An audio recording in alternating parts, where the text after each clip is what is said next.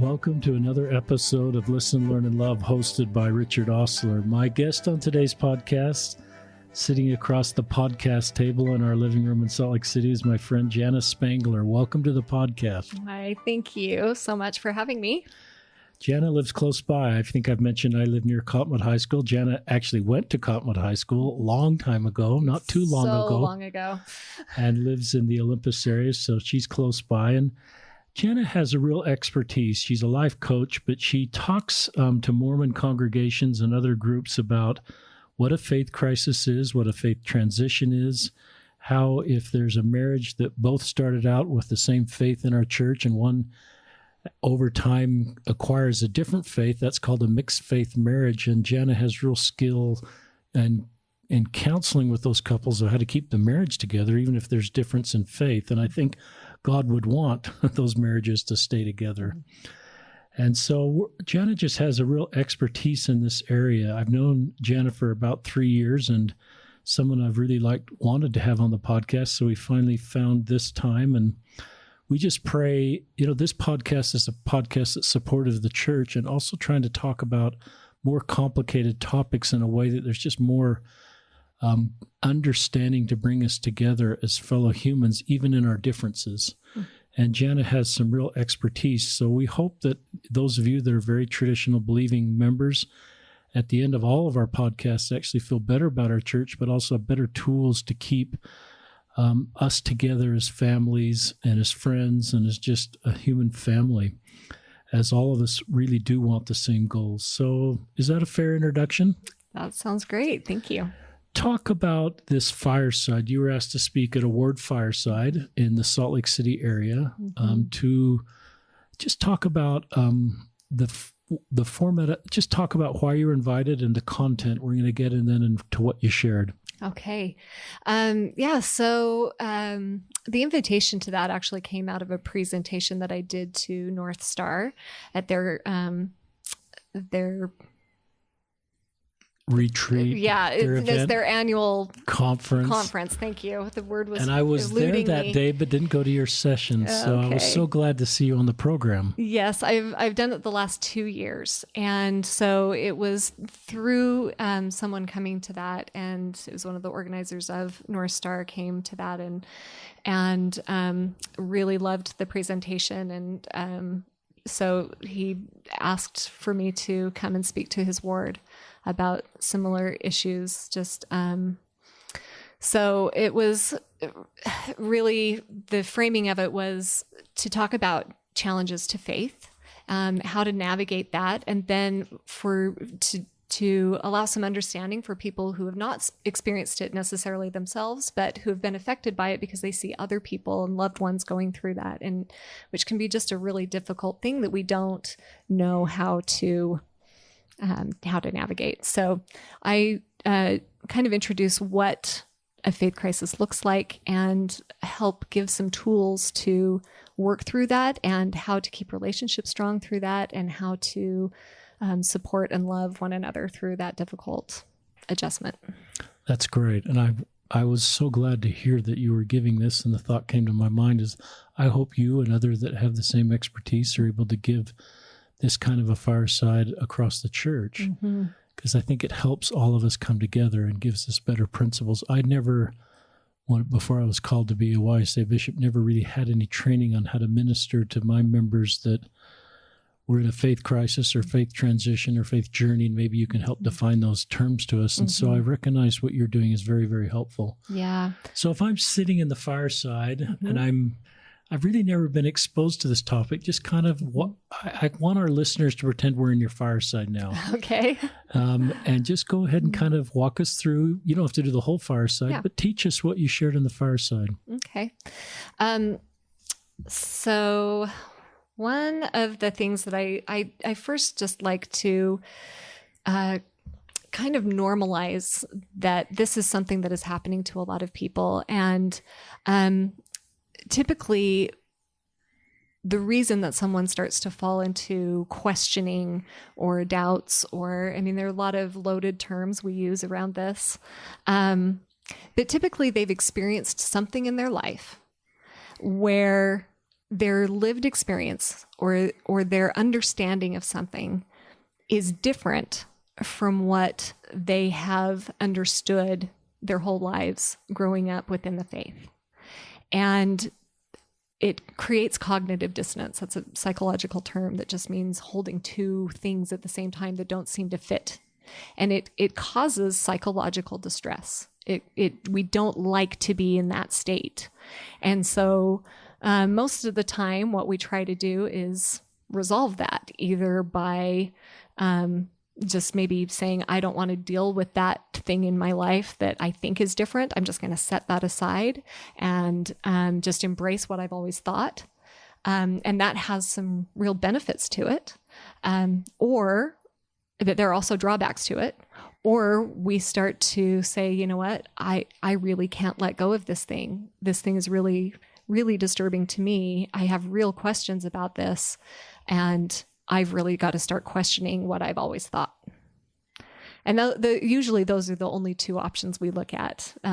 Later in the fireside, I talk about a third option of maybe a way to do both and rather than either or in that situation. But it's really natural. And what I see happening so often is initially the person who starts to have these kinds of real questions, sometimes it's around historical questions. Sometimes it's around social issues, LGBTQ issues, or women's issues, the roles of women in the faith, and there are infinite ways to do this. Some people just feel like it's losing its savor, and what they're learning just doesn't hold the same feeling for them that it used to. So there are as many different ways to go through this kind of faith questioning as there are people, but there's some kind of broad categories. So once the person starts feeling this and it lands deeply enough in their heart that they can't just dismiss those feelings or those thoughts or those questions, they're in a real difficulty, because it's really hard to find people to be able to talk to about it, to feel comfortable that you'll be received well and that you'll be understood. And it becomes very painful, because, as you said, most leadership and most of us don't really know how to react to that. And it's threatening, it's scary, it's really frightening for those of us who have not experienced that, because we just imagine all kinds of things. We have all kinds of misconceptions about what brought on this kind of questioning. And why can't you just set that aside? Why can't you just believe? Just read your scriptures more, pray more. And in my experience, one of the things that I like to help people understand is that so many people that I see in this space are in so much pain, and they are actually spending more time on their knees than most of us, and really desperately pleading to have reconciliation and a way to understand their experience. And unfortunately, there are very few places that they can find that are safe to work through the problems. That's very helpful. And yeah.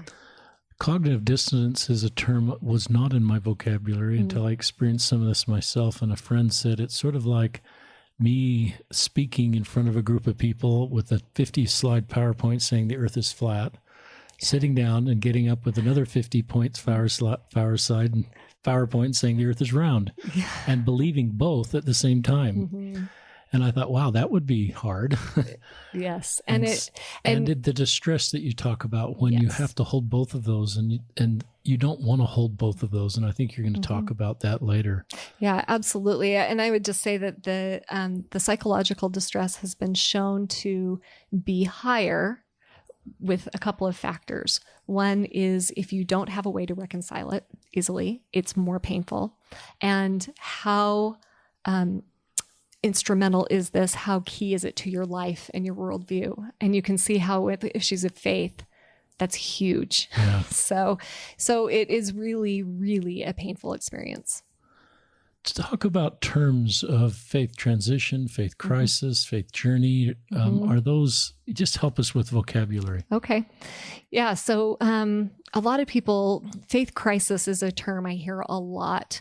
And I would say that it is something that I hear early on in the process with people who really get to this place where they're really, really questioning. And one thing I should probably make a distinction. I've talked to a lot of people. I don't talk to many people who are faithful people who haven't had some sort of questions. I mean, I think we wouldn't be human to not have some sort of questions. We have enough in the history of our gospel to have questions about things. So, but I would just like to speak to people who have managed to really remain very, very faithful, that there is a difference between saying, oh, I don't really like that issue. That issue is hard for me, but it's really not instrumental to my life. So I'm just going to set that aside. I would not call that faith crisis. I would say it gets to faith crisis when it starts to threaten your entire way of thinking about the gospel. And that's something that's really hard to get into that frame of mind unless you've been through it. So that's remind helpful. me the question. Yeah. Oh, Just so the terms. Yeah. So I would say that faith crisis gets really used. It feels very much like a crisis at the very beginning, because we're talking about issues of our identity, who we are, where we've come from, what right from wrong, how we live our lives, who we choose to marry, what we do. It's just completely pervasive to our existence. And so when you really start questioning, fundamentally what you've always believed, it really feels like a crisis. So I think when you're in that spot, it's a pretty appropriate term. What I've observed is that over time, people become less comfortable with that term. People who have gone through this don't really want to feel like everyone is seeing them like they're a problem or a crisis, or, in those terms, it starts to feel like it's a bit much. And so then I start hearing people move to more language of faith transition or faith shift.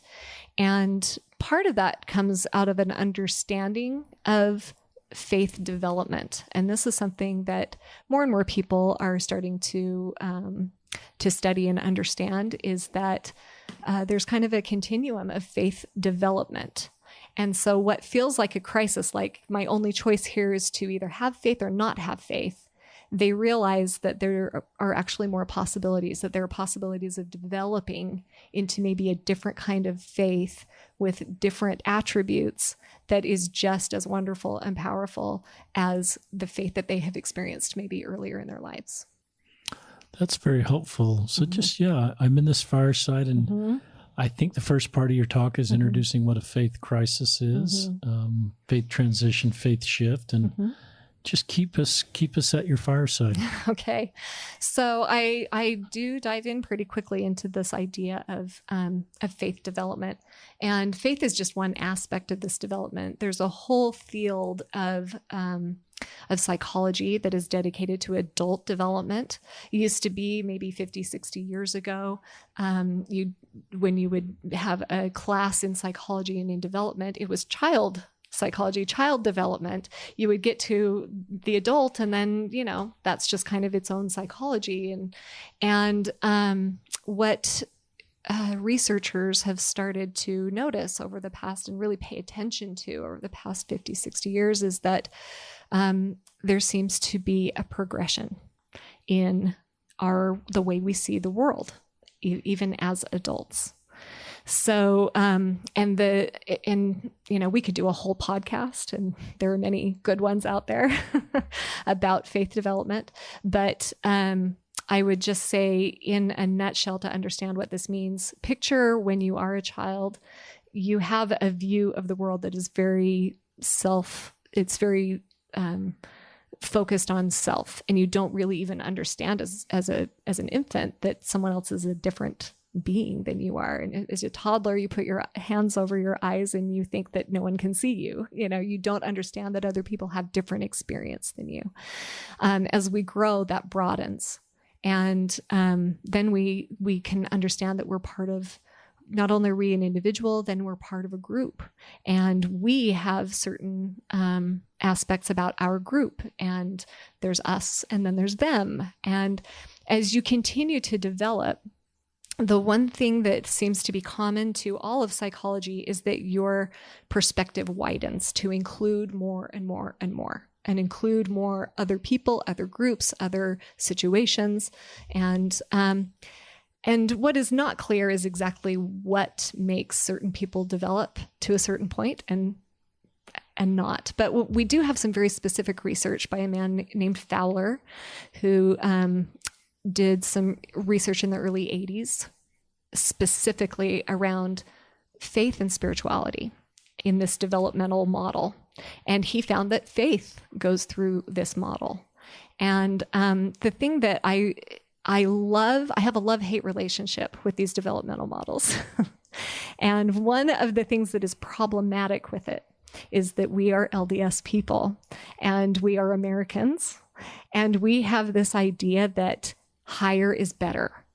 More developed is better. And what I try to tell people is this is not, these stages of faith are not a ladder to the celestial kingdom. I like that. That's great, Jana. Yeah. So what Fowler noted is he divided these into 6 pretty distinct stages of faith. I don't spend a lot of time focusing on stages 1 and 2. Almost all adults get to 3. And they're pretty juvenile stages of faith, 1 and 2. What we see in adults in the church is a lot of stage 3, and then a little bit of 4 and 5, and almost no 6. There are very few people that ever really fall into that category. So I spend most time kind of concentrating on those stages of 3, 4, and 5 and understanding, because it just helps us have more empathy for one another and recognize that, just as you could give a fact to a Democrat and a Republican, and they are both going to make different meaning out of that fact because of the way they see the world. This is how we are as humans. And so you tell something to someone in stage 3, and you say that same thing to someone in stage 4 and stage 5, and it means something very different. It's very helpful. Yeah. So, and all of those stages have really wonderful gifts, and they have real problems.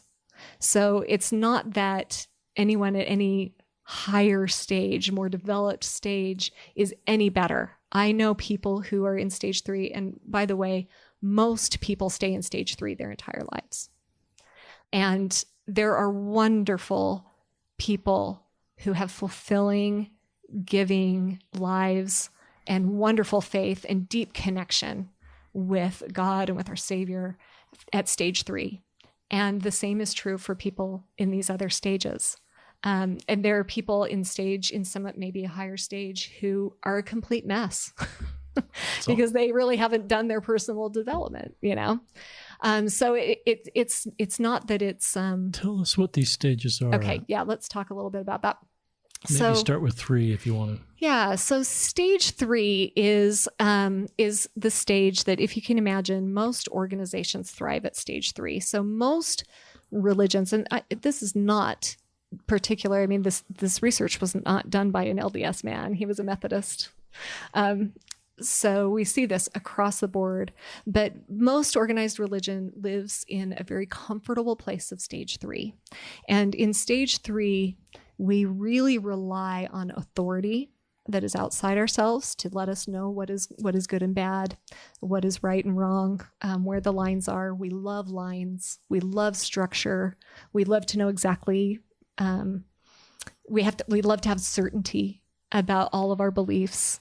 And we really like conformity. We like to go into a Sunday school class and have everyone agree and come to consensus and know that we're right.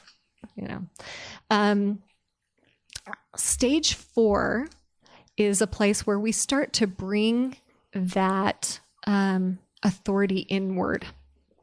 So we're relying a lot more on our individual connection with the world, with deity, with how we view things. So we start noticing that there's something really reliable within ourselves. And stage 4 can come with a lot of conflict, because sometimes we start to maybe have ideas that feel different from what we're hearing at church, what we've always believed, what we've always known. And it can feel, you'll often hear the term a dark night of the soul. You get a little lost. It's very common for people to lose connection with God, to pray and pray and pray and feel like they're not getting any answers. They're not having that connection, and they wonder where God has gone. And many people really wonder that and maybe can lose their faith completely during this stage, because it's really, really difficult. But it's a period of deconstruction, which when you're in stage 3, looking at someone in stage 4, it can feel very threatening, very negative. It can feel like they are doing something wrong. It can feel like they're under an influence. We hear it often, the influence of the adversary. And I can tell you that's very painful to a person in 4, because a person in 4 feels like they are following good principles and good influences more than they ever have before in their life, from a really, really deeply held place in their heart. So there's a lot. What I find is that this is the spot for the most misunderstanding between people. Because what happens is we start to have a bit of contempt that goes both ways. So the people in stage 3, looking at someone go through a stage 4 experience, will look at them and say, you're doing something wrong. They usually don't want to ask too much about it. It feels uncomfortable. You don't know how to approach it. And so we make a lot of assumptions. This person wants to sin. This person has been lazy with their testimony. They have not been doing the right things. And we make a lot of assumptions, the majority of which there are always exceptions, but the majority of the time it's just not the case. But it creates a space where we start to look down on these people in some way, and not knowing it and not really trying to do it, but we hold ourselves above them a little bit. And on the opposite side, I see the same kind of contempt. People who are starting to go through this questioning process have a lot of contempt for people who aren't willing to look at all of the information that they have in the way that they have now, and they assume that no one has. They assume that they haven't read anything or thought about things themselves. This is where they start accusing people of being blind followers, and that doesn't feel good to a person in stage 3. Follower. No, yeah. No one in stage 3 feels that that's what they are. We are all thinking people with, our own journeys, and it's not a fair thing to say. And that's where the contempt comes in with the people in stage 4. So relationships become really fraught during a time when someone is going through a period of deconstruction of what they've always believed, just trying to really bring that inside to say, what really do I believe? That's very helpful. Mm-hmm. And then do you want me to talk about stage 5? Yeah. I just think about my own journey. And so I've been aware of these, but you're the first person on the podcast or in my life that I've really talked to that understands these stages. And my first comment is, I love you're not shaming anybody for any stage. Mm-hmm. And you set a great foundation there that we shouldn't be trying to draw people to our stage or say this is the right stage. Mm-hmm. And that's very, very helpful. And I love where you've said in Western world, we have the higher the number, the better. Yeah.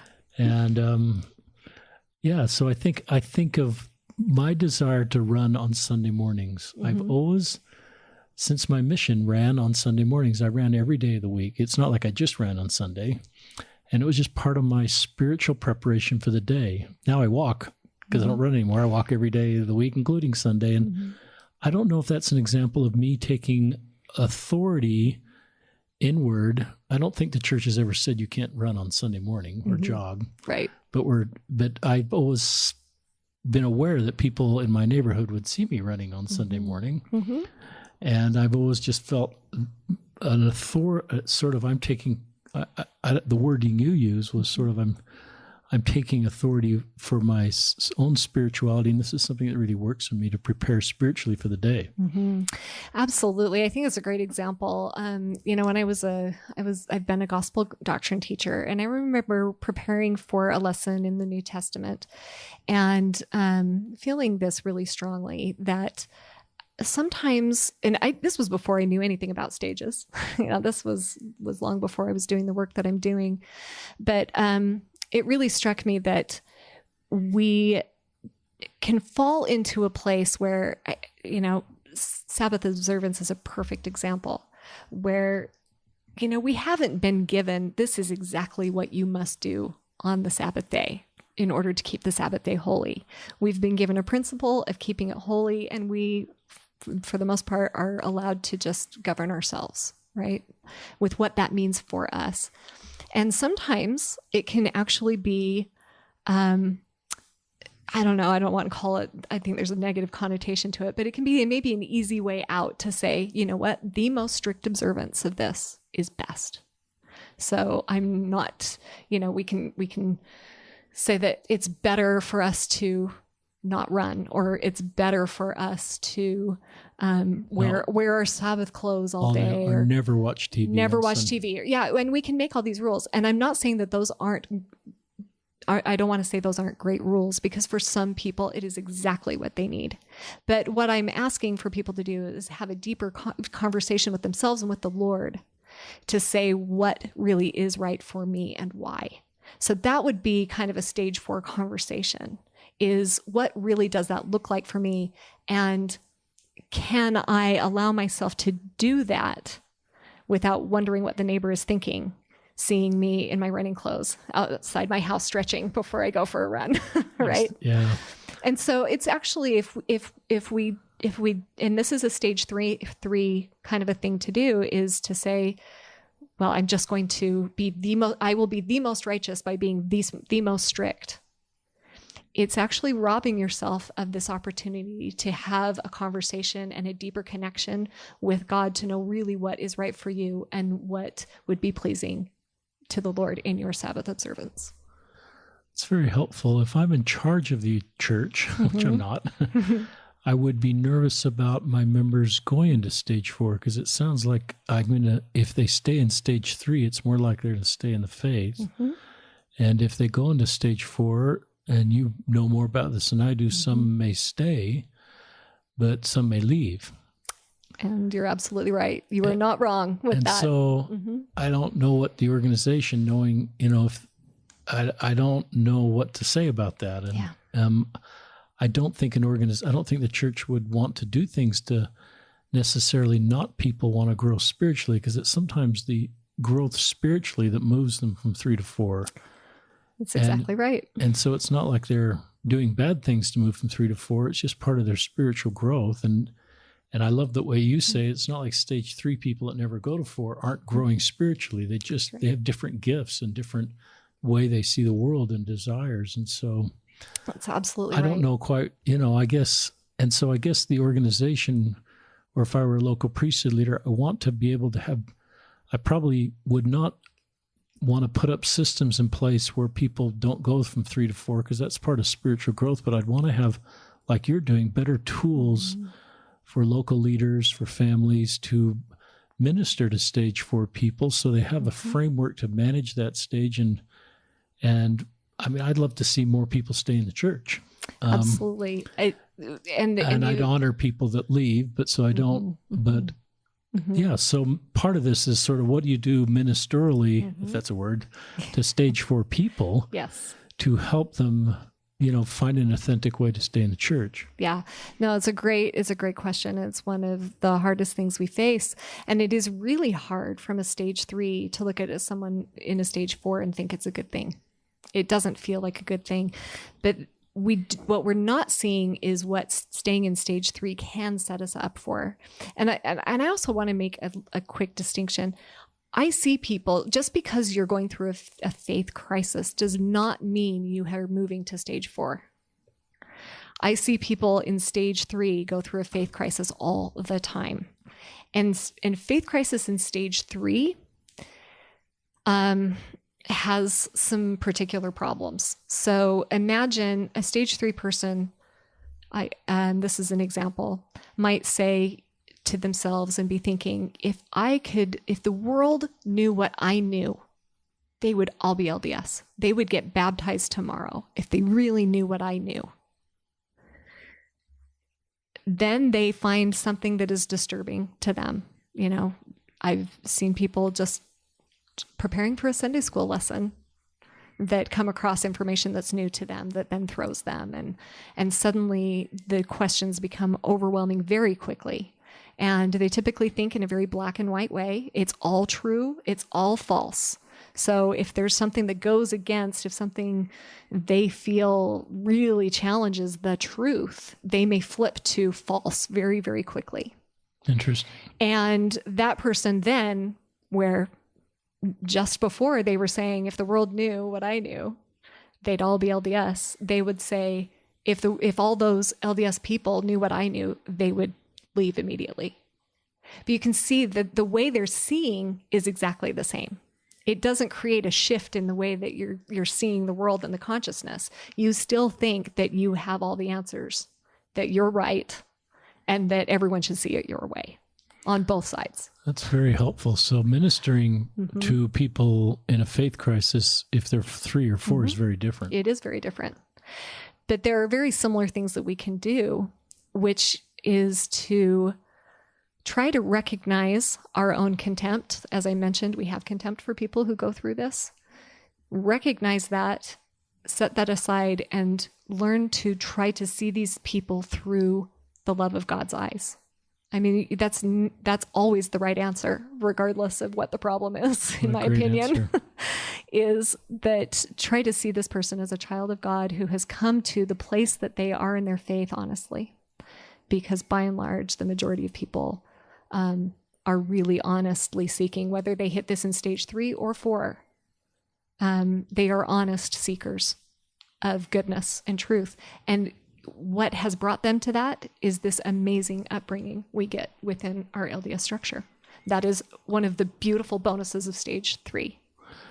And so that's helpful for me, because my assumption, if I were in charge of the organization, is to keep everybody in stage 3, but that's not true. It's not. And because if you have one, I sometimes call them dominoes. If one domino falls, for someone who sins to be more black and white, all the dominoes fall, and there's no faith there's no belief. Versus, I don't know if I've sort of framed up my own testimony at times that has a couple fallen dominoes, but a lot that have got really, really deep roots.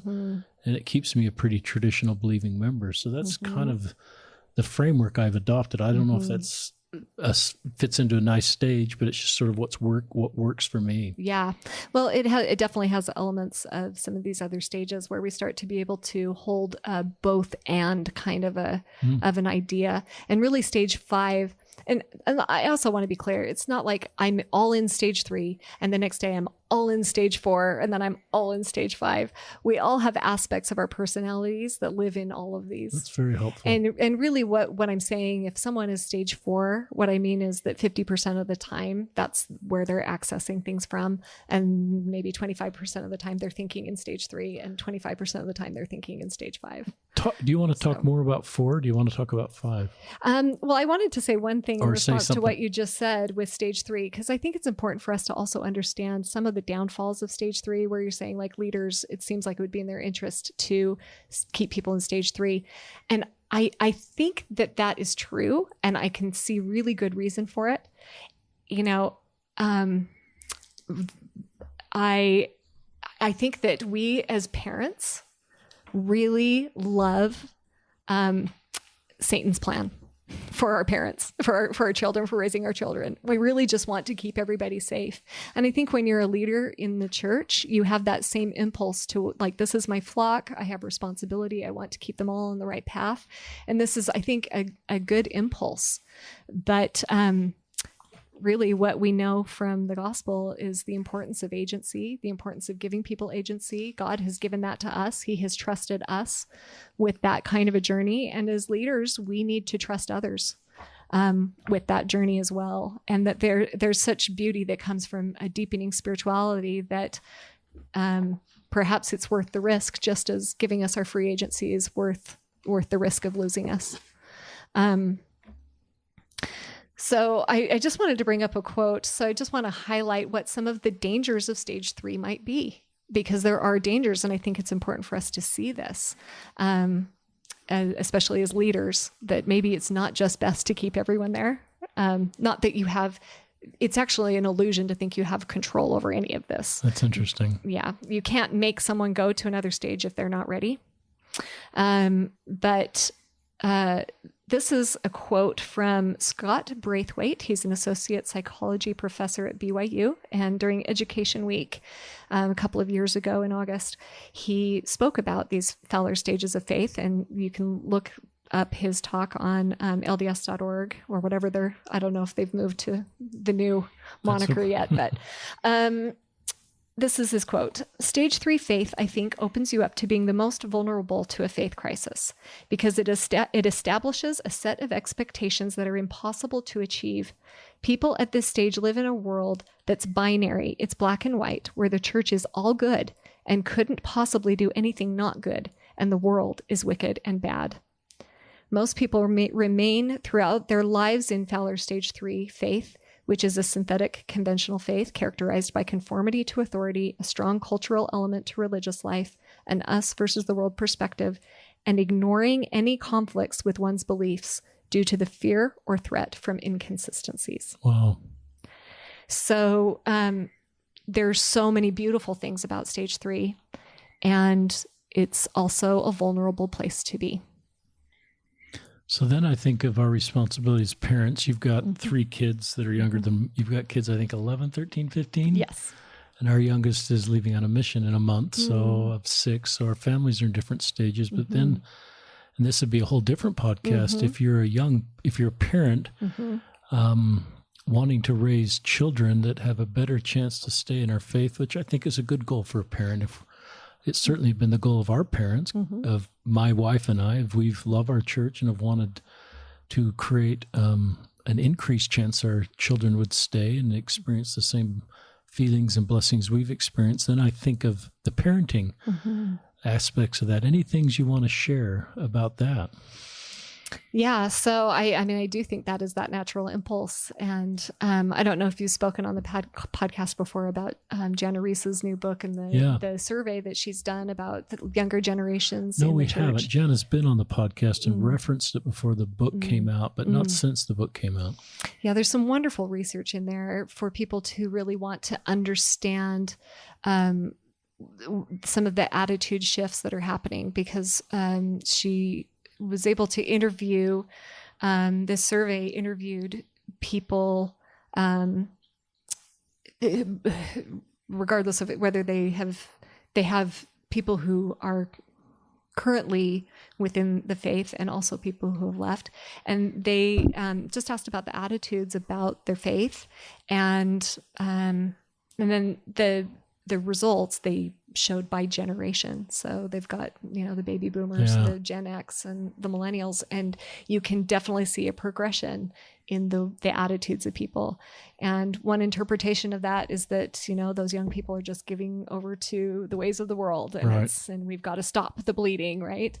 The other way that I tend to look at things is that in looking at stages of consciousness and these progressions, this development through stages, what we do know is that not only do individuals go through these stages, but groups go through these stages. And younger people tend to get to more progressed stages more quickly. So one of the things that you could say about the way that millennials see the world is they are taking in more of the world. They are taking in more people's experience than just our LDS culture's experience. They are very connected to everyone in the world. And so there are certain aspects of their personalities that are very, very different. And I think every parent who's ever lived on the planet has had to deal with this difference in consciousness in the way the next generation thinks. And we are always threatened by the way the next generation thinks, right? So I think part of the job of a parent and part of the challenge of being a parent is recognizing when we are trying to really go through Satan's plan to keep everyone in the faith and everyone doing it the way that worked for us.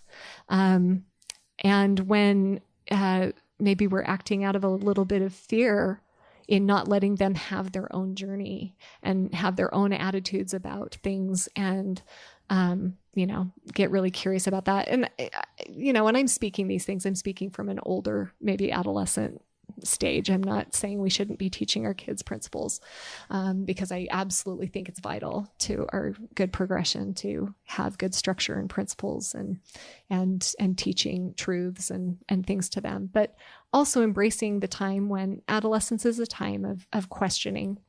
I think we all know this, every adolescent looks at their parent and thinks, what in the world? We all go through this. It's a period, a little bit of disorder and deconstruction of what you've learned as a child in your home. And that's actually appropriate and it's good and it's okay. And I think we've all had that. Those people with older children know we've had those scary, scary moments during adolescence. And then they age into adults and develop and go, oh good. Phew. It's really fascinating. And I'm thinking of a stage 3 parent and a stage 4 parent.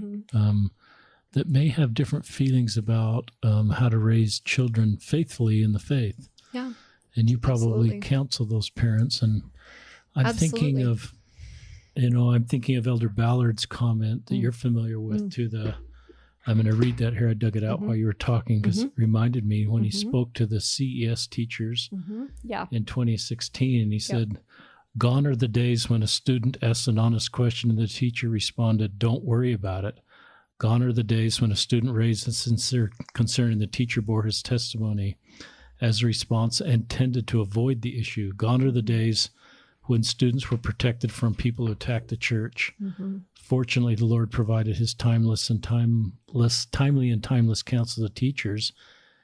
And as all have not faith, seek ye diligently to teach one another words of wisdom. Yea, seek ye out of the best books words of wisdom, seek ye by learning, even by study, and also by faith. And I love that. And that to me is what you're teaching. And I think he goes on in this same talk to invite the CES instructors to know the essays like the back of your hand. Yes.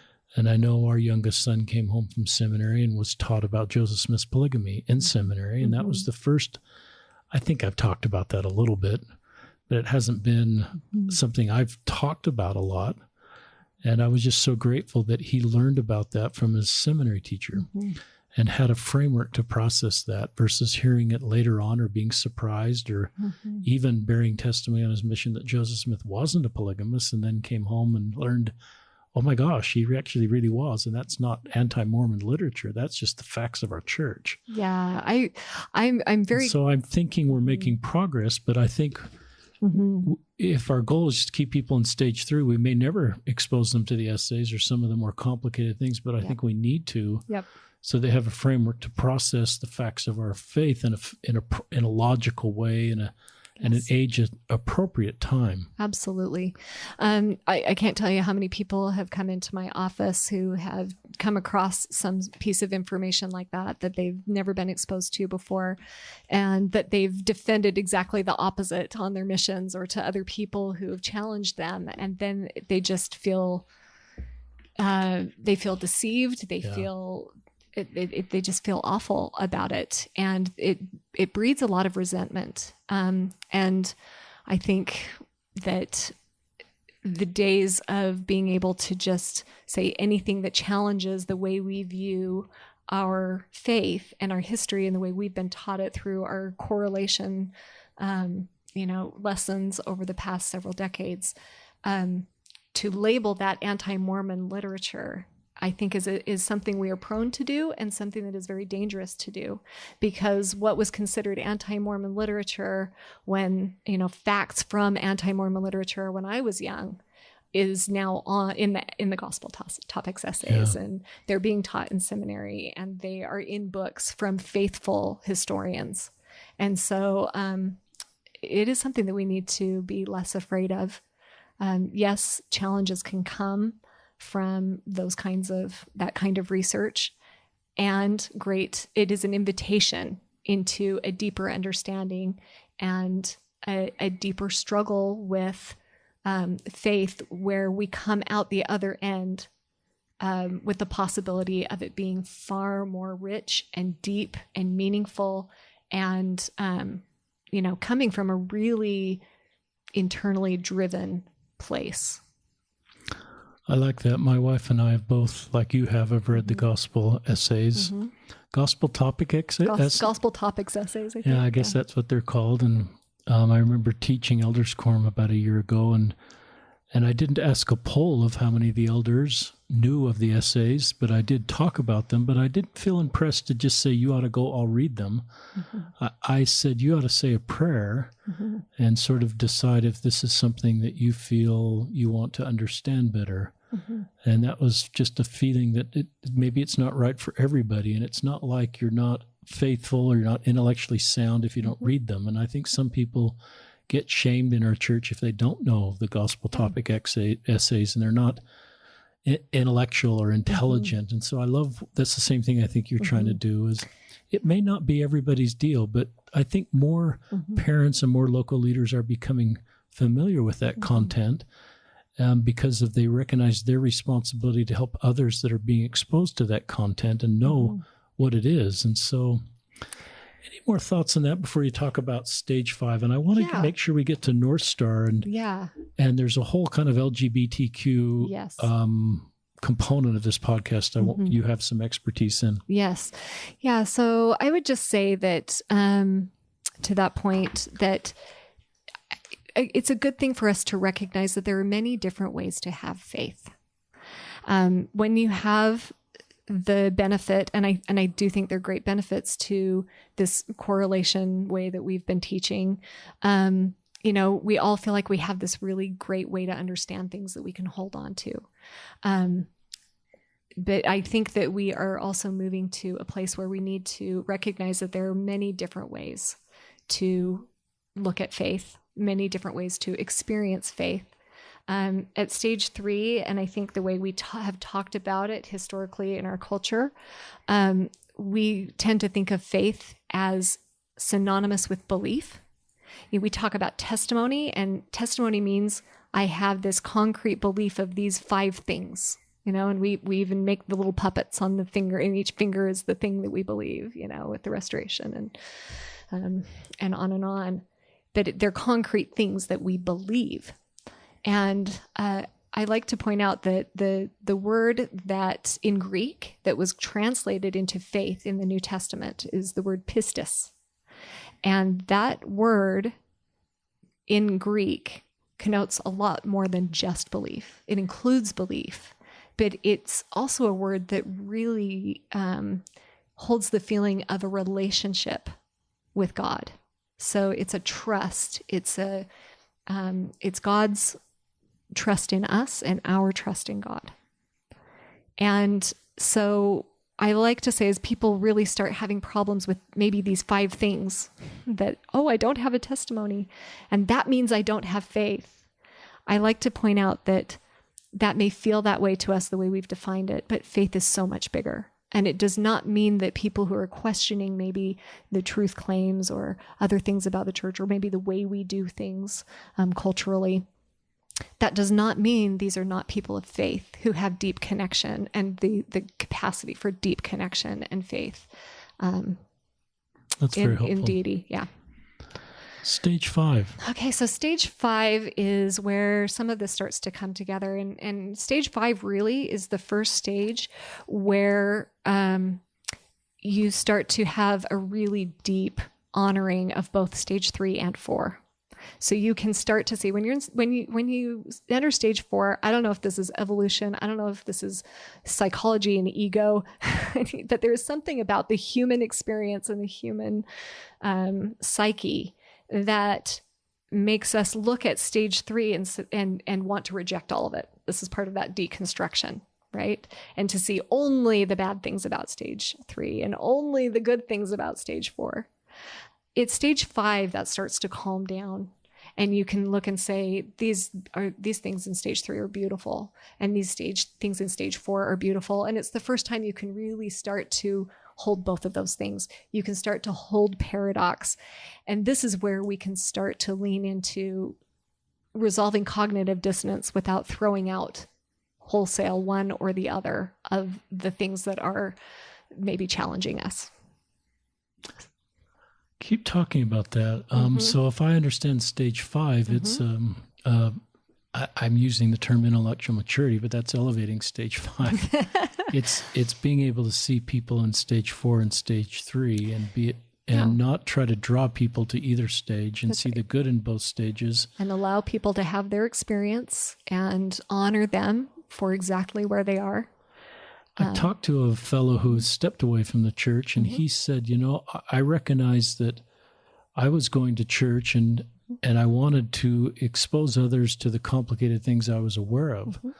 And I think a very mature moment, he said, they don't want that. That's right.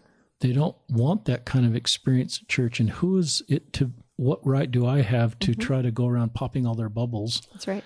Not meaning they're not intellectually smart or they're not faithful or they're not wanting to learn. It's just the experience they're looking for at church is what you've described. And I thought that was very thoughtful of him. And I wish he had found a way to stay, but I recognize how hard it was for him with a different belief at that point.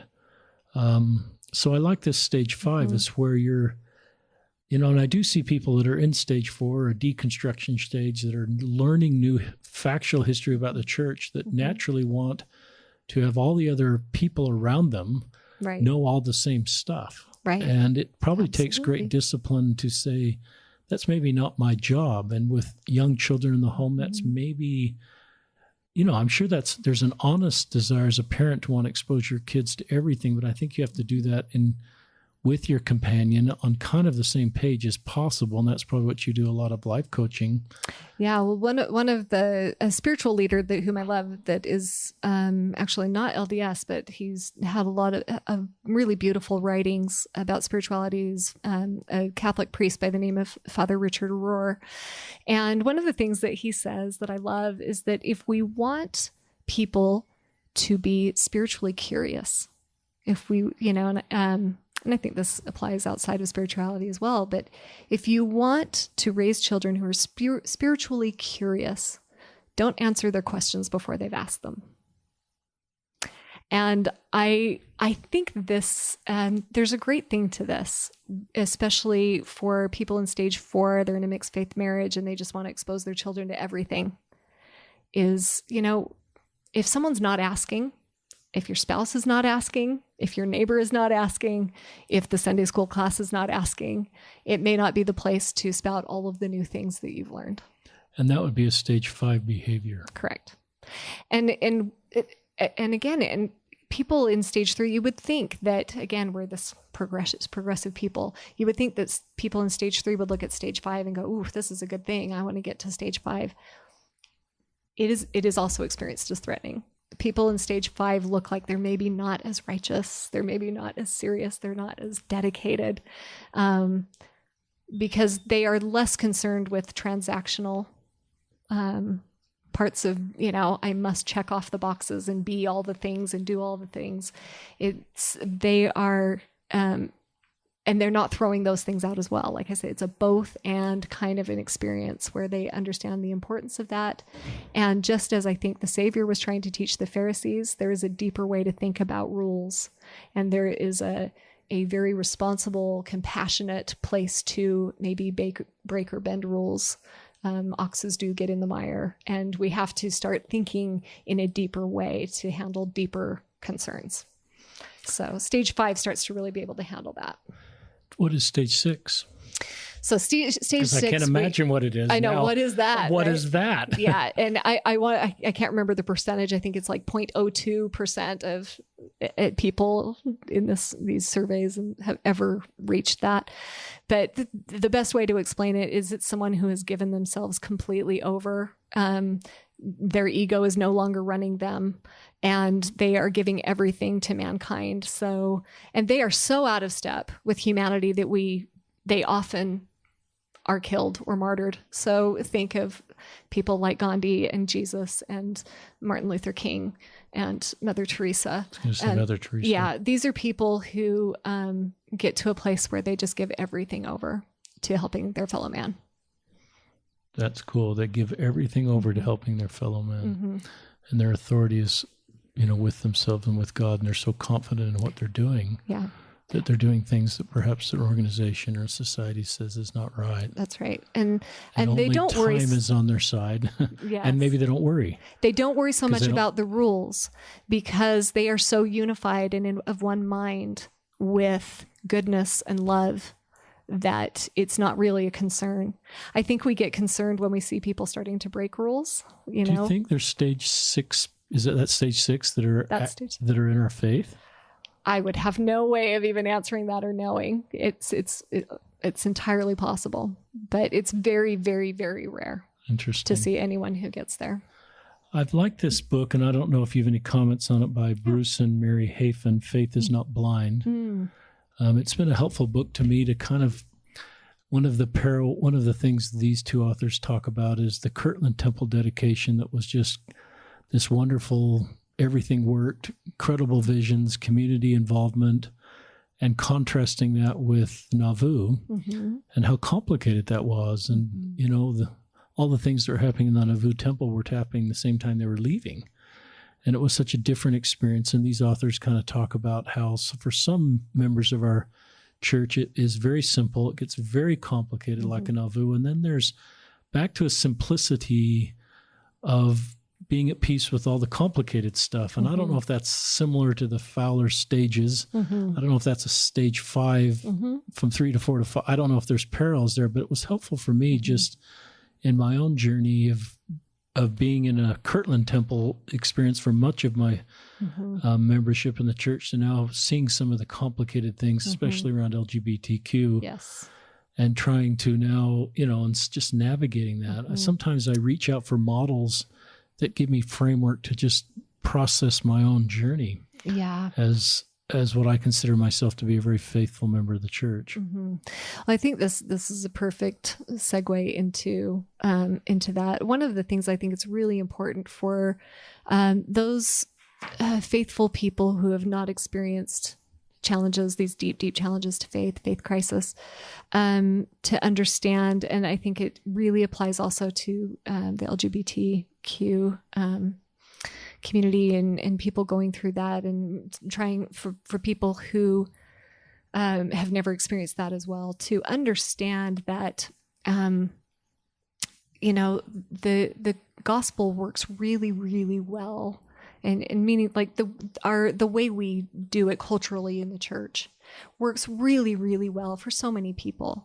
And if stage 3 is comfortable for you and it stays comfortable for you, in all likelihood, you have all of the conditions in your life to have that work for you. So, if you have specific aspects to your characteristics in your life or personality types, there are certain personality types for whom the church just works.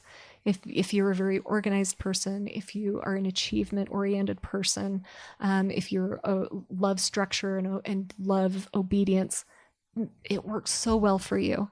If you're a person who tends to want to do your own thing and you're a very creative type, or, perhaps you're LGBTQ, or you have some other aspect of who you are that doesn't fit nicely into the way we do things and the way we understand things, then it starts to be more understandable why a faith crisis would come on some of those people. So I like people to really consider, maybe, it can tend to be a politically charged word, but I don't know a better word for it. But to consider the privilege that you have within yourself of why something may work for you that doesn't work for another person. So one of the things, the ways I see this play out is my child is starting to have deep questions about the church.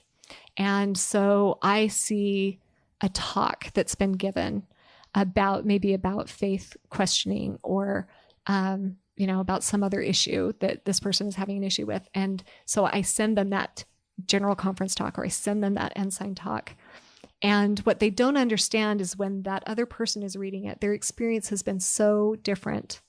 And the very things that bring you comfort as a faithful member bring distress to this other person. And we can't even fathom what that is. We have no way of understanding what could possibly be causing discomfort to someone else unless we ask them what their experience is. And we really start to listen to what they have to say, because they have access to something that you are blind to. That's cool. And so you should just say that 3 times in a row. I agree with that so much, Jana. Yeah. And I agree with your remedy that we have to ask and we have to listen. We have to develop spiritual maturity to hear someone else's experience within our faith. Absolutely. And listen to them without the idea of, I'm going to bring them to my way of thinking. And one of the things that it's such a double-edged sword. I see so many people with family members who are maybe deciding to leave the faith, and the only thing that keeps them going is the thought that that person might return. And in my experience, some do. It's when they do, it's typically with a very different looking faith than the one that they started with.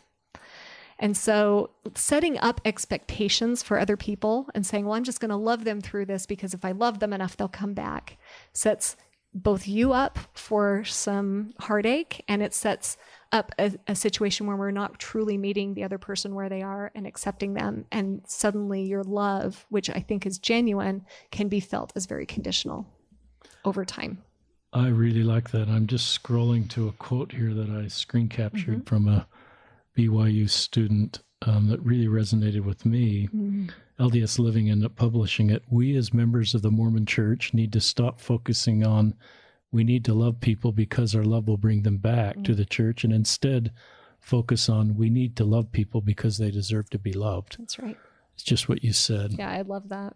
Yeah, absolutely. We really do. And it's really, as Christians, what we're called to do. We are called to just have the love of God for every person. And I've noticed my relationship with my neighbors has shifted, my neighbors that aren't of my faith. And I'm not agenda-based in interest in their lives and reaching out to them with an agenda to bring them to the church. I love the church. But I just look at them as they're worthy to be loved, and they're wonderful people. And what can I learn from my neighbors that aren't members of my faith? And as I sort of develop more meaningful, unagenda relationships, I've actually found more opportunities to talk about the church because they're more open to me, and I understand better their needs and how potentially our church could meet their needs. But I don't do that. That's still not agenda-based to get to that point. Right. It's just because they're worthy of friendship and of love. And as I do that more, I find more chances to be potentially just talk about, but I also am willing to understand what their faith can do to help me too. Absolutely. There's so much we can learn. That I can learn from other faith. Absolutely. Talk about LGBTQ, because I think before we started, I think you kind of shared that perhaps they've mature typically quicker because the institution sometimes can't meet all their needs. And I think that's what you're talking about. Sometimes those of us where the institution and the church meet all our needs never have to sort of go deep and sort of develop something even maybe more with Heavenly Father and sort of figure things out. And my experience meeting with LGBTQ people is their spiritual depth is often higher than their straight friends at the same stage of life. Absolutely. I mean, I think anytime you're in a space where you have, like I said, characteristics and personality, gender and sexual orientation characteristics that don't fit that mold, you are maybe invited more quickly into developing something deeper to be able to make it all work for yourself. Our dear LGBTQ brothers and sisters are left with such challenges. What do you tell them at North Star? So when you're invited to speak at North Star, give us a little bit, just insights on what you say to give them hope and faith. And so I kind of talk about this faith development there as well, but just to lay the groundwork to say that, we talk about cognitive dissonance, like it's this theoretical idea in our head and two ideas aren't matching. But, our LGBTQ brothers and sisters feel this on such a deeper level because it's dealing with primary parts of their identity. And, their gender identity and sexual orientation is such a deep part of who they are. And as well as if they're raised in, to be a faithful Latter-day Saint, that is also so deeply part of their identity. And when you have those parts of you that are so deeply held and don't have an easy way to come together, to work well together, then they're invited into a deeper space of coming to a both and kind of a place with these things. And I talk about them having those different choices that I talked about with cognitive dissonance. You can either embrace all of what it means to express your gender identity and your sexual orientation and throw away the church, or you can embrace the church and throw away all of what that means to have that LGBTQ identity, or you can learn to start moving into embracing a place of both, because you're missing out on something both ways if you throw all of one or the other away. And there are benefits to throwing one or the other away. So for instance, if you, if you leave the church behind, you feel a great sense of autonomy and living authentically. And, there's a lot of real joy that can come from feeling like you are living in a way that is consistent. And the downside is you lose those connections. You lose the social connections. You lose the connections to the gospel that can be so rewarding and fulfilling. And over time, that is felt. The other direction, it's wonderful if you can, just kind of set aside your identity of your LGBTQ identity. Then you get to fit in with the crowd. You get to have everyone love you. You get to have everyone support what you're doing. You get to, have all of the experiences of life that you felt like you should have had. The big downside is there is always some part of yourself that is going to be avoiding or denying a very core part of yourself. So what does that look like to have a both and? It's hard for most of us to imagine, because this is not a way of thinking that we talk about that is readily available to us. We live in a very binary world. We follow Greek philosophers and we're all in our head all the time. And our minds, our thinking minds, want to make differentiation. It's how we make sense of the world. And where I find that the center for leaning into something that is both and, it may not make cognitive sense, but your heart can make sense of it. When you go deep into connection and love and relationship, these are things that I call them non-dual ways of thinking. It's a non-dual experience. These are the kinds of experiences that you cannot put into words. So, try to explain to me, Richard, a spiritual experience that you've had, and help me totally understand exactly what you experienced at that time. Yeah. It's like telling you how to taste salt if you've never tasted salt. Right? And there are these certain things in life that are like that. Our relationships with God, love of another person, suffering and death. I think there are just certain experiences in relationship that you really can't fully explain. You can't really fully explain what love is to another person adequately in words. So this is the place where we have to start to go and to trust and to really nurture relationship with God on a personal level.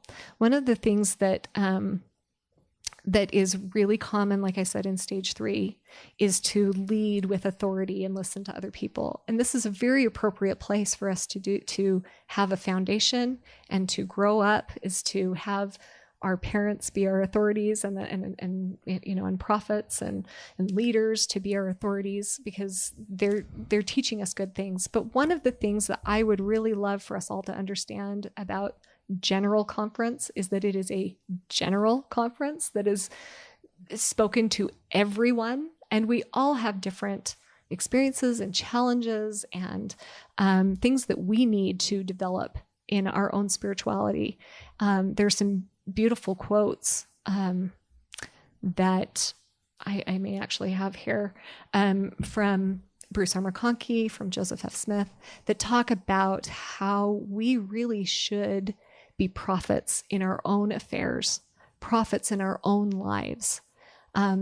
Joseph Smith, one of the revolutionary things he did in the Restoration was to bring that deep connection between us and God back. And he also expressed that he wished we were all prophets. He wanted that for everybody, for us to have that deep connection with God.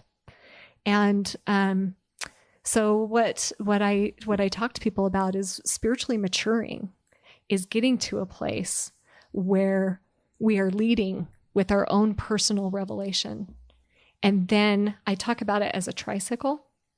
If you imagine the front wheel being our personal revelation, we still have these back wheels of scripture and of prophetic revelation that can balance us out, so that we don't just, I think the fear is, you can convince yourself of anything through your own personal revelation, that anything is true. And you can, you can become the man who kidnapped Elizabeth Smart if you're listening to your own revelations, right?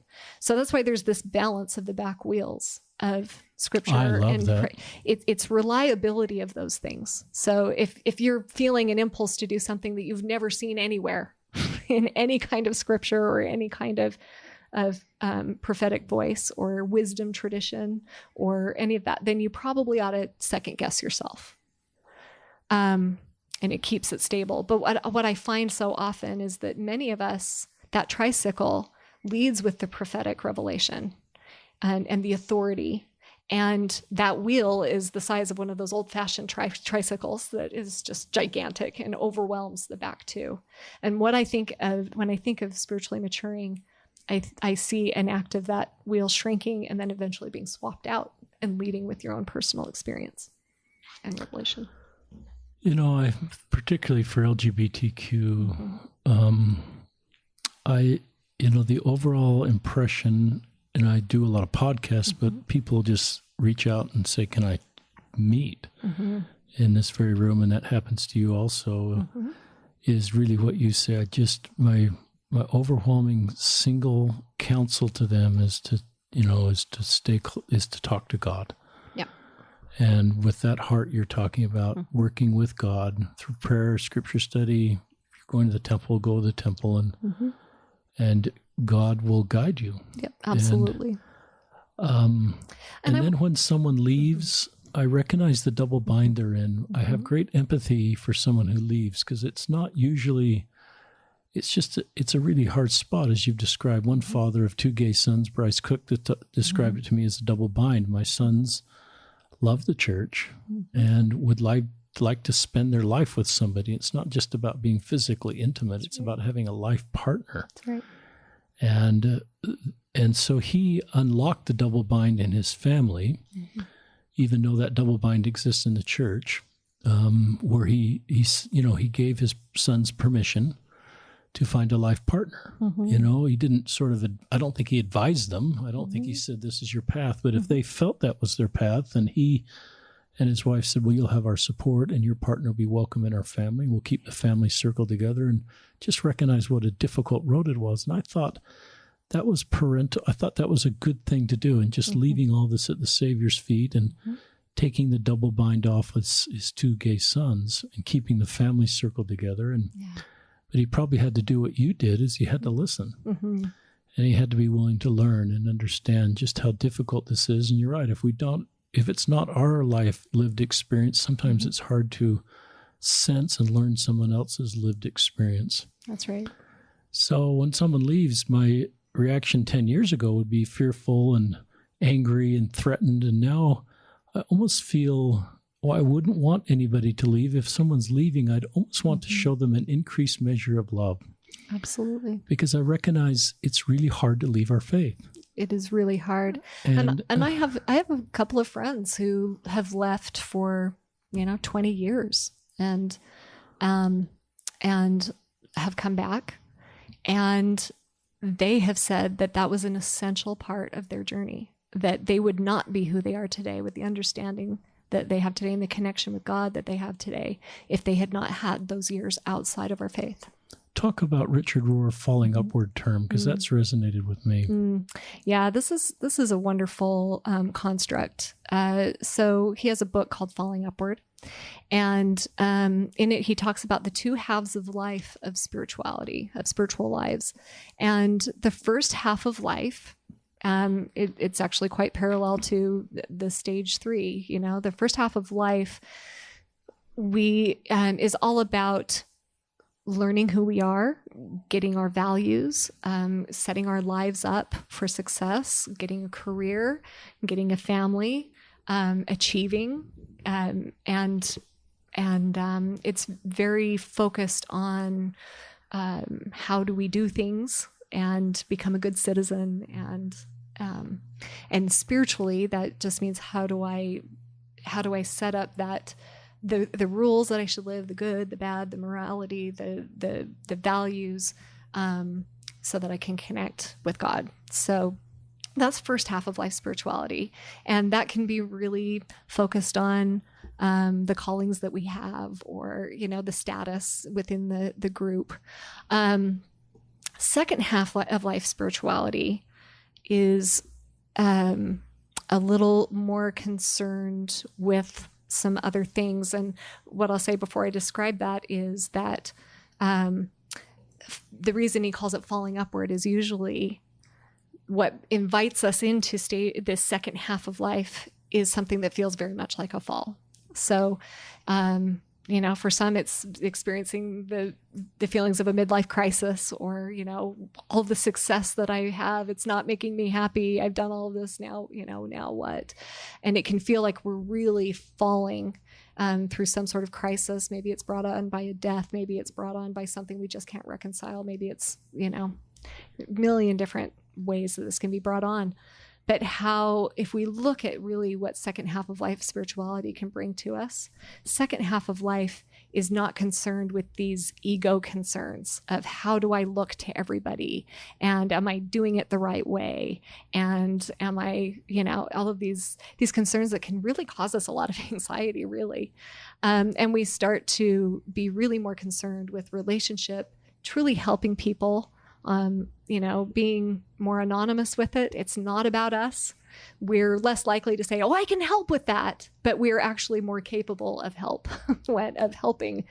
But it becomes just about being part of the dance rather than being the star of the show. That's cool. And so, yeah, he's been a wonderful, that's been a wonderful way for me to look at things.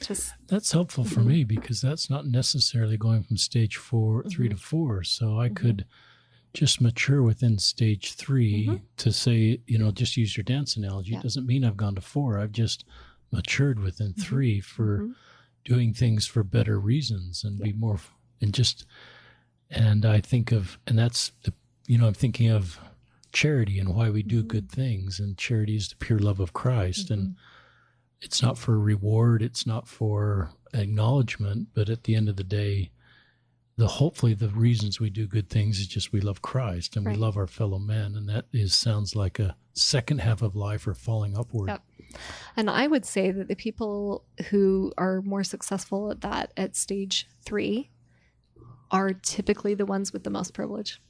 Yeah. They're typically the ones for whom it just works. And then it's really hard for them to understand well, if you just did what I did, you'd be where I am.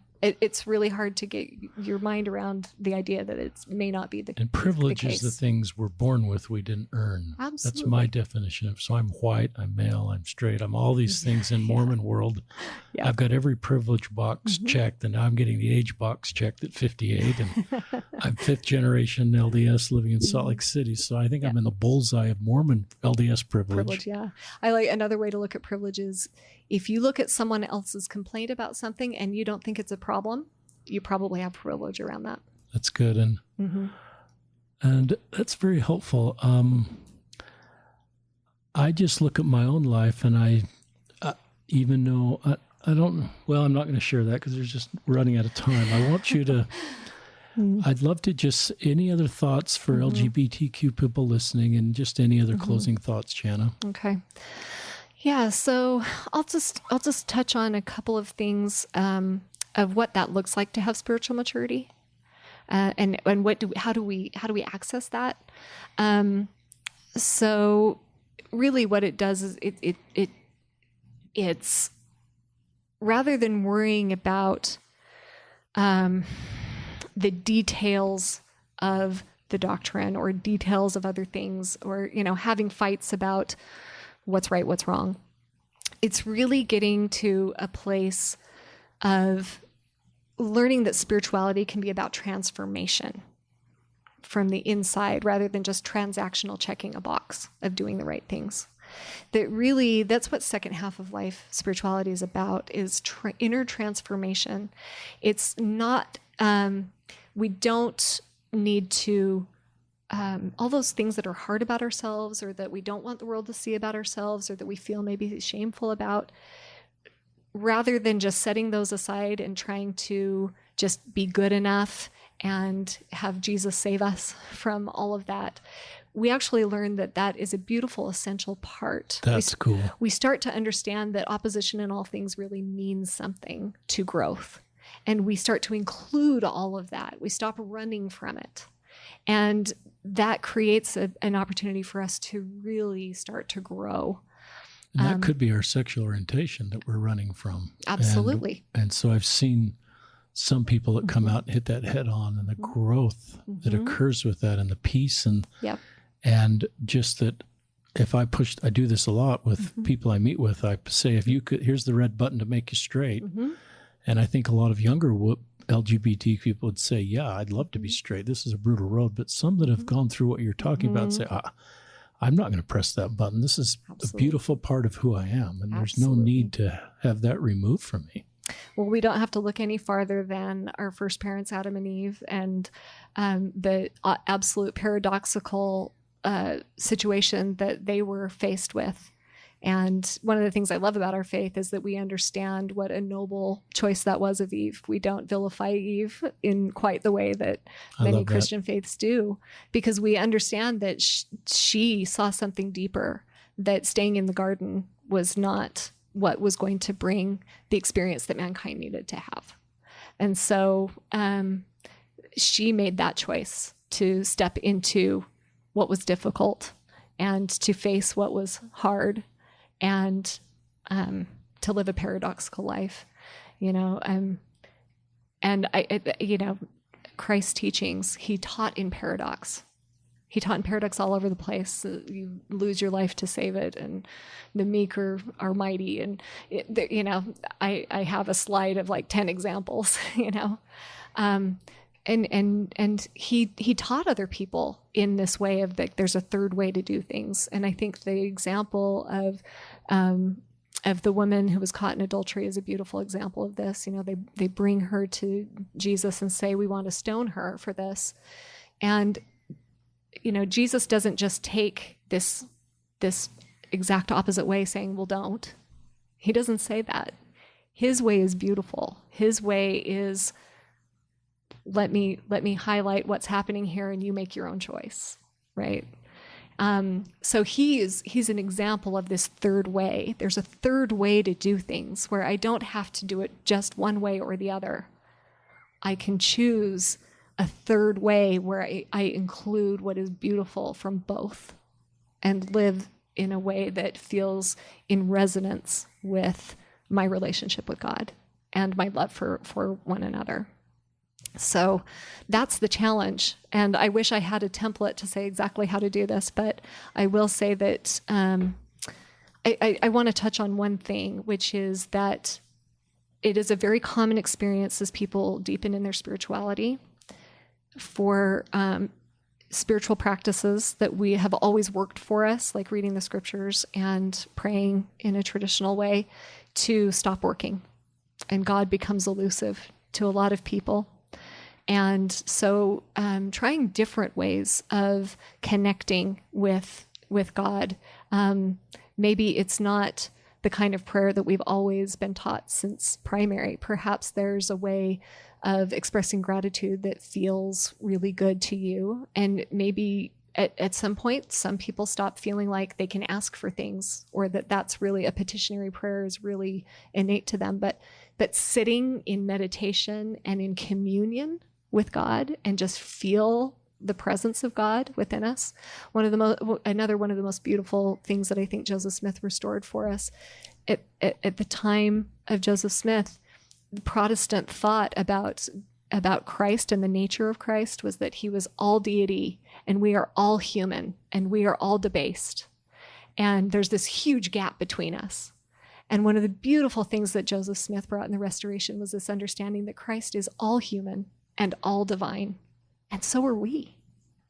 We are of the same thing. We are part of Christ and God. We are not different from them. We are, in essence, the same. And so just sitting and understanding that the kingdom of God, when Jesus said that the kingdom of God is within us, that's really true. The seeds of divinity and godhood are right within us. And we can actually just sit and commune with God. So meditation becomes a really beautiful place for people to start accessing this connection with God that, for the first time in my life when I started meditating, I thought, I really can pray always and not faint. I can pray in everywhere that I am, because it doesn't have to look like a traditional prayer on my knees every time going through the formula. I really like that, and that's consistent. My typical process now is to start my day with a short kneeling prayer at my bed and read a little bit and then go on a long walk. And I've just, now I look at that whole experience as a prayer. But most of the personal revelation I receive is during the walk. And I'm listening to background music. Sometimes it's church music, sometimes just my songs from the 80s that I like. I'm living in the past and loving songs from the past. But that's where God talks to me. That's where I really, and I've sort of given myself permission to receive personal revelation outside of a traditional kneeling prayer. And I do receive revelation at times in a kneeling prayer, so I don't want to say that doesn't work, but I've recognized that, I've just tried to keep what you're teaching, that communication channel, open. Yeah. And I've also felt impressed with the YSAs to help them each individually find what works best for them and not sort of have a template answer. Yeah. And they need to kind of work that out with God on how they're best going to connect with God and what sort of opens the communication channel. So I like what you're teaching there. Yeah. Yeah. So I would just say the last little things that I offer to everyone, and I think it's so important with connecting to our LGBTQ brothers and sisters and really understanding them and honoring them, is to check our Mormon DNA at the door, our LDS DNA that says, our missionary DNA that says we must convince other people of exactly the way we do it. So getting in a space with a little humility to say someone else's path is different than mine. And what I said earlier, just really listening. Don't get into a conversation with someone to explain to them why your way is better. Get into a conversation to understand.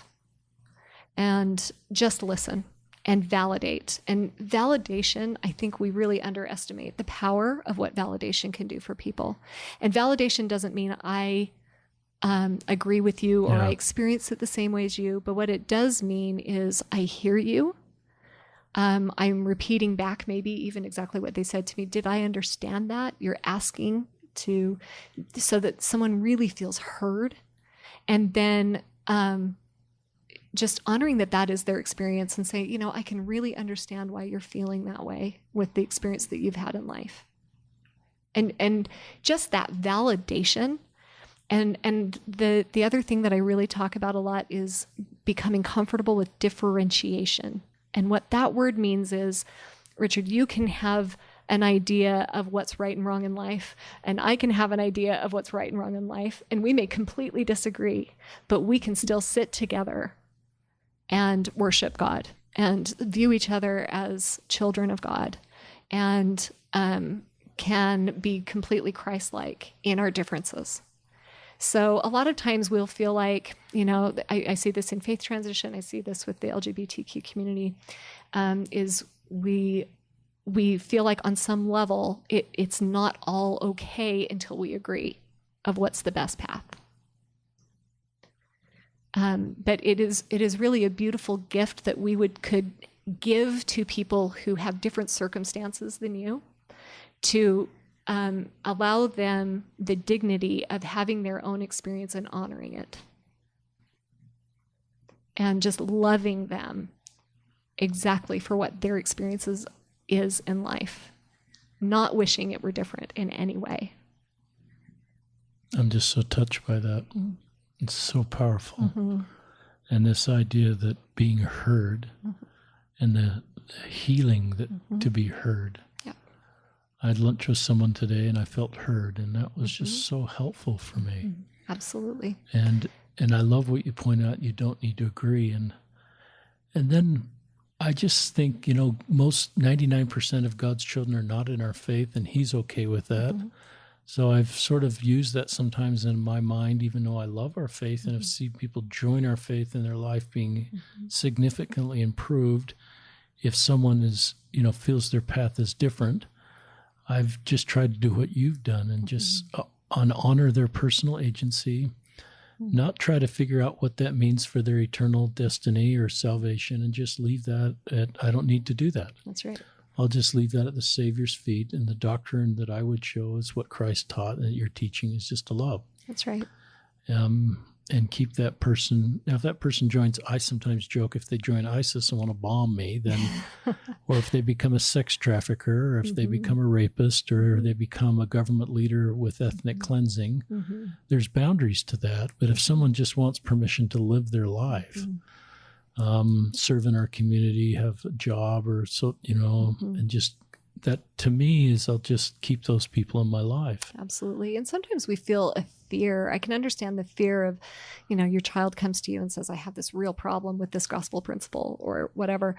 Maybe it's polygamy or something. And to validate that, to say, wow, I can understand how that would be a problem to you, feels like giving permission to, and we fear that what it's going to do is it's going to give them permission to then go have all kinds of other problems with it. And what I would say is, keep in mind that you have less power over that person's journey than you think you do. And what I actually find is that the less we validate someone, the more they are pushed out to other places, for places where they will feel validated, because everyone has that need to feel validated, trusted, like they have belonging. And without recognizing it, so often we are pushing people out of the fold because we don't make a safe place for them to go through their challenges with us. I really agree with that. And I mm-hmm. wrestled with that as a priesthood leader mm-hmm. when YSAs would come to me, and mm-hmm. This is a 3-year assignment to be a YSA bishop, and I handled those interviews so differently mm-hmm. in year 3 than year 1. And I really came to what I wish you had taught me. I wish people like you, Jana, had come to YSA bishop training, because I never had any, not be critical of my leaders. We just didn't have any, we were having no discussion in this space. And I finally just came, the word wedge kept coming to my mind. I kept thinking validating someone and how they feel does not increase their wedge, if there is one, between them and the church. But actually just what you taught creates the opposite. That's right. And it feels counterintuitive. It does. And I felt like I sat in that chair as the bishop. I can't remember what color it is anymore. And I sort of felt a responsibility to defend the church and teach the doctrine. And I didn't ever not do that, but I realized that validating how someone feels doesn't mean I'm not honoring the chair that I'm sitting in as a priesthood leader. But in fact, I'm doing what I think I should be doing as a priesthood leader. It costs me nothing to honor how someone feels. It's how they feel. Why would I not give them permission to feel how they feel? What principle of the gospel has ever been taught? You would teach someone not to feel how you feel. Now, that doesn't take personal improvement and growth off the table. I think that's true. But and then I found that if I honored how they felt, and if they gradually felt different, they're going to come back to me first, because they haven't had to sort of dig their heels in. That's right. To sort of justify how they felt. So if they ever had a change of heart or saw things differently, I'm the safest person to come back to, because I gave them the most permission to feel that way. That's right. But I didn't do that manipulatively so they'd come back. I did it because it's how they felt. And it was a principle of ministry. So I really agree with that. And if there's local leaders or parents, I think you bring up a really good point for parents when they hear what you did it wasn't a priesthood leader situation, but it was a parenting situation. And I think you're right, would naturally fear that, but I really believe that's the right thing. Absolutely. When we allow people to show up 100% as themselves, and it is acceptable, I don't know that there's any greater gift that we can give to people. When we allow people to show up 100% as they are. Yeah. And have that be okay. That's cool. Yeah. That's, I believe, how God views us. He sees us in all of our messiness. He sees us in all of our imperfection, and desperately loves us to a degree I don't think any of us can even fathom. And I think that it's definitely one of my challenges in life, is to learn how to love the imperfect in that way, in myself, in other people, in institutions.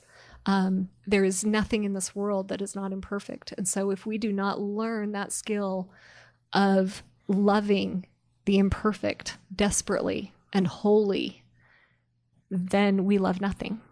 So we need to love the imperfect within ourselves. Absolutely. I like that. It's a great challenge for most of us to be able to really love the imperfect within ourselves. I love that. We need to close. I could keep talking to you for another hour. How would people find you, Jana? So I, for my coaching business, I work with a group called Symmetry Solutions, and our website is symmetrysols.com. Okay. So you can connect with me there for any professional services. As far as I'm always willing to come and do firesides and presentations. I'm available for that. I've found that the places that have invited me in there's been a very good response and an opening up of dialogue between people. I love sharing these tools I'm passionate about us understanding one another and just loving one another and having the ability to do it. I think for the most part, we are all such good people. We just don't necessarily have the tools to be able to show and have other people experience the love that we really have in our heart. So I'm passionate about that. But to connect with me there, I would probably just, give my email address to connect with me personally, because I don't have my personal website up and running yet. That's a good website. I know people can find you. Symmetry Sols is a great place to you're find on me. Facebook. And yes, and I am on Facebook under Jana Spangler. And please message me there. You can connect with me directly. Jana, on behalf of all of our listeners, thank you for what you've taken your time to share with our listeners. It's very helpful for me. I hope it's helpful for our listeners, as you've given all of us tools and perspective and just models to help other people and help ourselves. And a part of your message is to love the imperfect within ourselves and to feel better about who we are. And that's the gospel of Jesus Christ. And I think that helps us then to make progress as we feel better about where we are. So thank you, and thank our listeners for joining us on another episode of Listen, Learn, and Love.